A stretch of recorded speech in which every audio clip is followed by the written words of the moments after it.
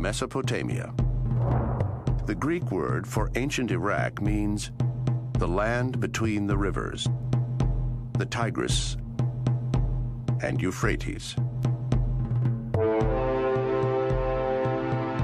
The Mesopotamian plain, part of the Fertile Crescent, was a perfect environment with abundant water for civilization to flourish. An advanced tribal culture developed in this region long before Egypt, Greece, and Rome. Tribes turned into settlements, settlements into towns. By 3500 BC, the world's very first cities, Uruk and Ur, rose in southern Mesopotamia, a region also known as Sumer. It's the place that saw the development for the first time on the planet Earth of virtually all of those social and political and technological things that we associate with civilized life. The world's earliest writing systems developed in Mesopotamia. The world's first kings. The invention of the wheel. The invention of the plow. The development of the state as a way of organizing political life.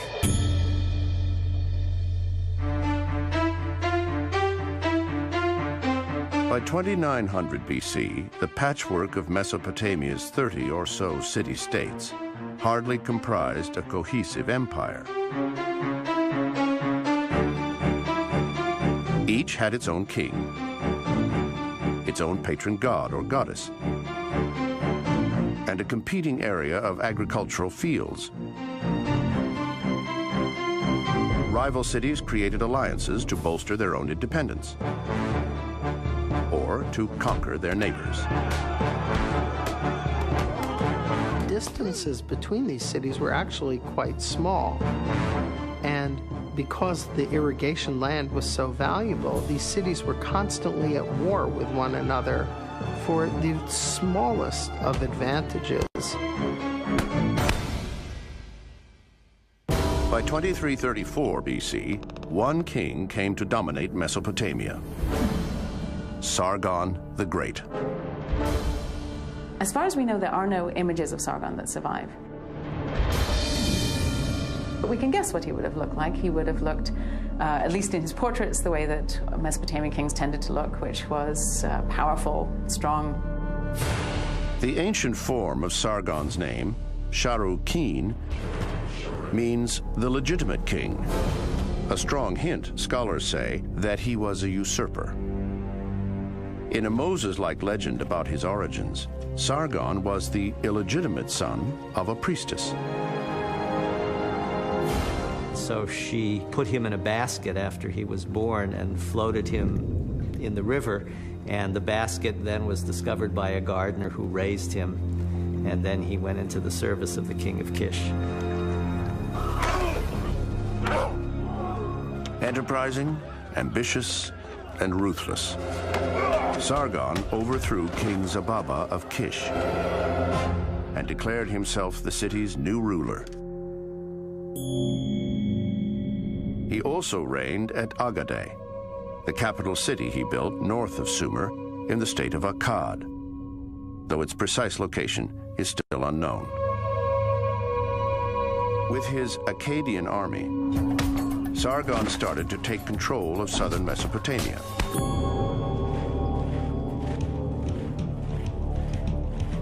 His first conquest was the city of Uruk, where he captured and then humiliated Uruk's king, Lugalza-Gezi, by dragging him away on a leash. And then after he conquered Uruk, he conquered other southern Mesopotamian cities, and then he seems to have thought, for whatever reason, I can keep going. He wasn't content simply, as the earlier Sumerian kings had been, to fight local battles. He wanted to take over what was then the known world. Remarkably, he did just that. Over a 56-year reign, Sargon conquered North Mesopotamia, North Syria, and eventually reached the Mediterranean to capture southeast Turkey. Sargon built the world's first empire. He's the first king in the world to decide to take over lands that were occupied by people of different nationalities, different languages, different gods. And he was somebody that Mesopotamian kings from that time onwards looked up to. He was the king that really set the ground rules for what it was to be an emperor. Sargon's empire was not only unique in scale, but also in organization. He tried to unify this vast area and reorganize it in a way that it had never been done before.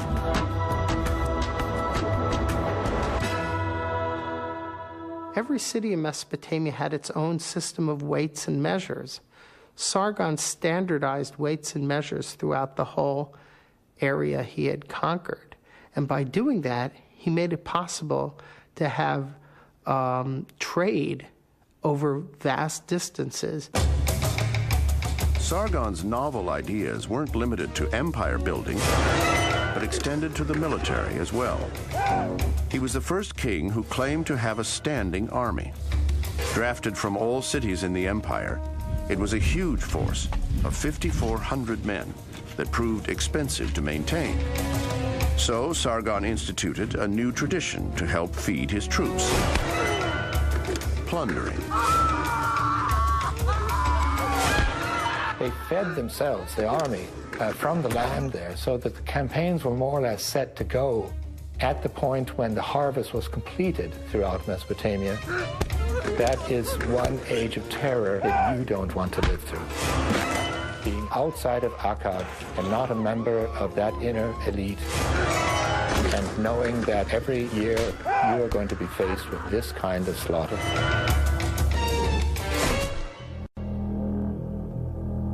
Sargon reigned until his death in 2279 BC. His dynasty continued to rule for another 82 years. Yet, as imposing as the Akkadian Empire was, it also proved fragile. In 2197 BC, the kingdom fell to raiders from the Zagros Mountains in Persia.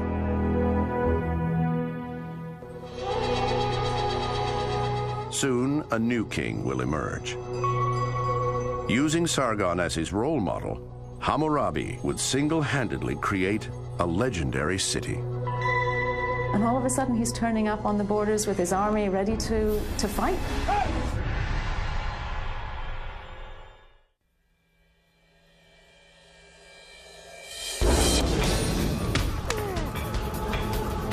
In 2197 BC, chaos followed the fall of the Akkadian Empire that originated with Sargon.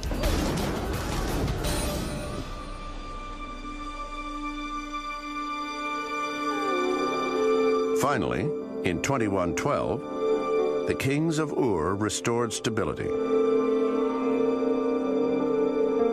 Then, a new threat appeared from the northwest. A nomadic people called Amorites terrified the Mesopotamians.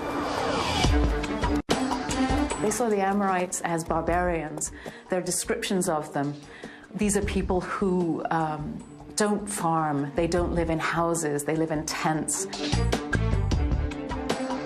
They don't bury their dead on the day that they die. They don't cook their meat.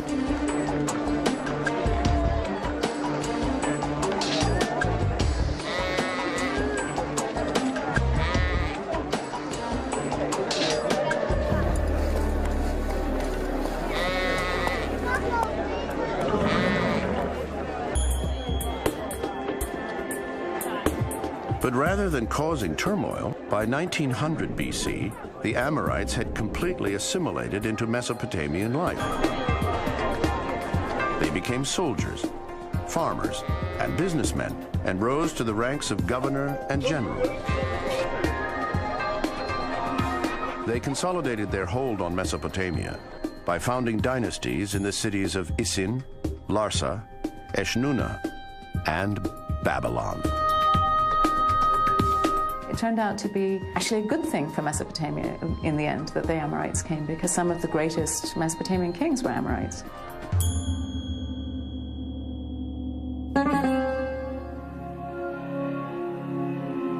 In 1792 BC, the greatest ruler of Babylon's Amorite dynasty, Hammurabi, came to the throne as its sixth king. Initially, he didn't seem to be interested in military campaigns. He ruled for 43 years. And starting in his 30th year, he gets it into his head to emulate Sargon, to build himself an empire. He starts campaigning against the neighboring kingdoms. And these are neighboring kingdoms that had previously been allies. These are some of them he had long-standing relationships with. And all of a sudden he's turning up on the borders with his army ready to fight, ready to take them over. Hammurabi's military campaigns were distinguished by the growing popularity of hostage-taking for ransom. There were merchants who specialized in this, who would go and ransom the Babylonian soldiers from the enemy. They would pay the ransom, and then they were required to be paid back. A win-win situation for the merchant, because they would make a profit off these ransoms that they were paying.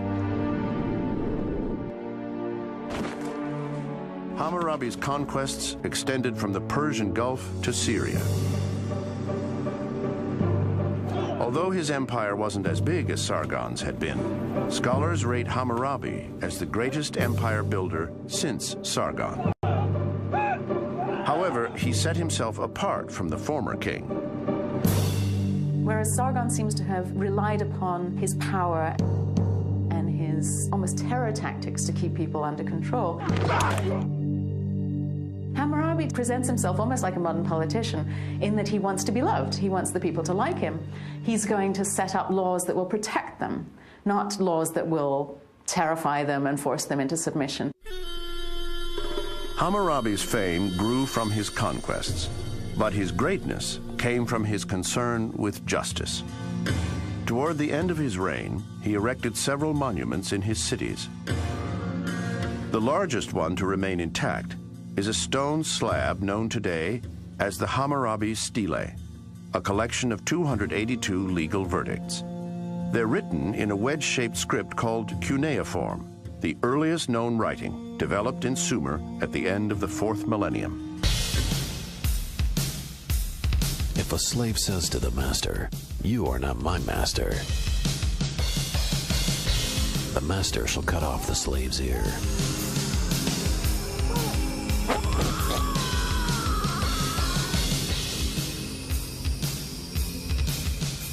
If a man brings an accusation of murder against another man without providing proof, the accuser shall be put to death. If a woman is not discreet, but a gadabout, thus neglecting her house and discrediting her husband, they shall throw this woman in the water. Hammurabi's plan for administering justice was extensive. His civil and criminal regulations covered many subjects, including commercial, family, and property law, prices and wages, and slavery regulations and fees. Some of them seem very sensible to us. Hammurabi, the court spends a lot of time on specifying the social position of a married woman, when she's at fault for doing something, when she's not, what her property rights are. Laws that seem very, very advanced to us nowadays and very much not unexpected. On the other hand, what we find in the Hammurabi Code is the eye for an eye, tooth for a tooth passages that totally parallel the biblical notion of that. Hammurabi's justice was not necessarily equitable. Rights varied based on an individual's status as a landowning free citizen, a civil servant, or a slave. If you, as a citizen, kill a slave, you might get away with just paying a fine.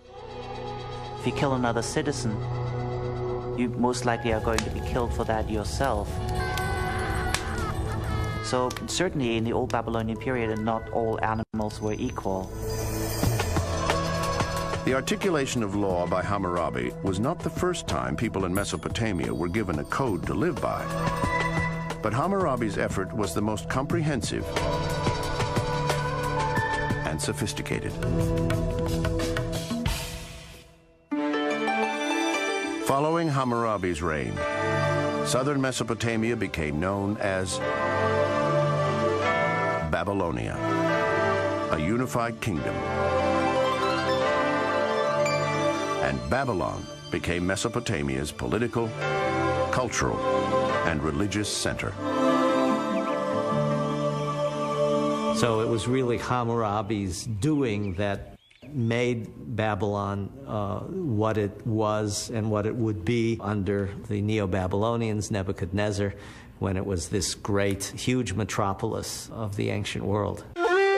In 1750 BC, illness compelled Hammurabi to surrender the throne to his son.